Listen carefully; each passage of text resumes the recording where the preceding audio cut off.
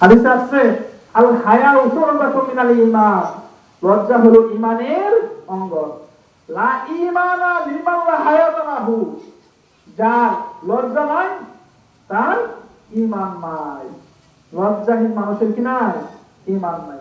লা হায়া লা ঈমানা লিমান লা হায়াতা লাহু, ওই ব্যক্তির ঈমান নাই যার লজ্জা নাই।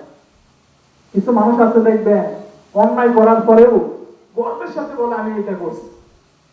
কিছু মানুষ আছে, এটা আপনার আমাদের সমাজেও আছে, এটা আমাদের রাষ্ট্রীয় পর্যায়েও আছে।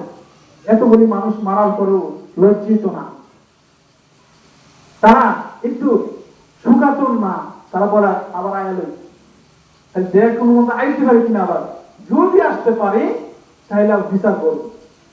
এতগুলি মানুষের জীবন চলে গেল, এখনো তারা লজ্জিত না, তারা এখনো মন্দির রাখতেছে যদি ক্ষমতা আবার আসতে পারি তাহলে বিচার আপনাদের হবে।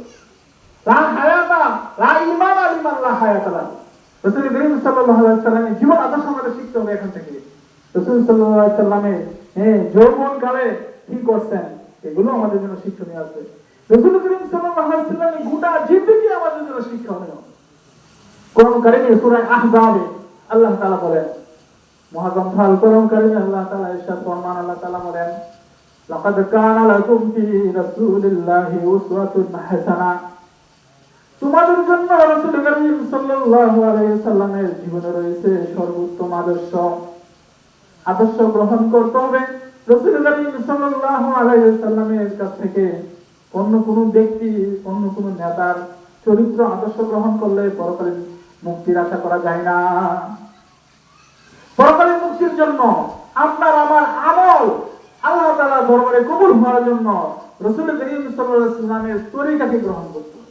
ভিন্ন কোন তরিকায়, ভিন্ন কোন পদ্ধতিতে, ভিন্ন কোন ওয়ে যদি আমল করেন, কোন আমলে আল্লাহ তাআলার দরবারে কবুল হবে না।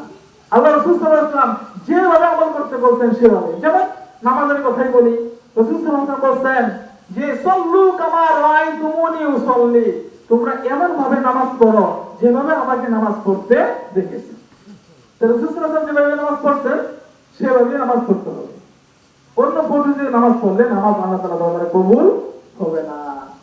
রাসূল সাল্লাল্লাহু আলাইহি ওয়াসাল্লাম নামাজ কয় ওয়াক্ত পড়তেন? 5 ওয়াক্ত। আমরা যদি 6 ওয়াক্ত পড়ি, বেশি বলে সব বেশি না? তাহলে রাসূল সাল্লাল্লাহু আলাইহি ওয়াসাল্লাম এই 5 ওয়াক্ত পড়তেন, যদি আমরা 4 ওয়াক্ত পড়ি, এই ফজর নামাজটা অনেক কষ্টের, শীতের দিনে ওযু করে নামাজ পড়া লাগে, ঘুম থেকে ওঠা অনেক কষ্ট লাগে। আল্লাহ যদি ফজর নামাজটা মাফ করে দিত, ফজর নামাজ যদি না ওঠা লাগতো, তাহলে 4 ওয়াক্ত পড়লে হইব? 6 ওয়াক্ত পড়লে নামাজ পড়তে পড়তে হইব কেন? রাসূল সাল্লাল্লাহু আলাইহি ওয়াসাল্লাম 5 ওয়াক্ত পড়েছে। রাসূল সাল্লাল্লাহু আলাইহি ওয়াসাল্লাম যেভাবে পড়েছেন আমাদেরকে সেভাবে পড়তে বলছেন। নামাজটা রাসূলের তরিকায় পড়তে হইব, অন্য আমল করতে হবে না। নাকি সকল আমল রাসূলের তরিকায়। চুল রাখা, দাড়ি রাখা, রাসূল সাল্লাল্লাহু আলাইহি ওয়াসাল্লাম ক্লিন শেভ করছেন কখনো? ক্লিন শেভ রাসূল সাল্লাল্লাহু আলাইহি ওয়াসাল্লাম দাড়ি রাখছেন, ঠিক না? আমরা অনেকে যুবকরা মনে করে আরে বুঝে হইল না, গোড়ার পরে না রাখবো। এই যুবক মানুষ কি মৃত্যুবরণ করবে না? যুবকরা করবে না, হ্যাঁ বুড়া হয়ে করবো। আরে রাসূল সাল্লাল্লাহু আলাইহি ওয়াসাল্লাম যখন দেখবে হ্যাঁ আমার উম্মত, এর মুখে দাড়ি নেই, তাহলে তো অবস্থাটা কি হইব? সূরা কাউসারের সামনে তুলে সূরা কাউসারের তাফসীরের কথা বলা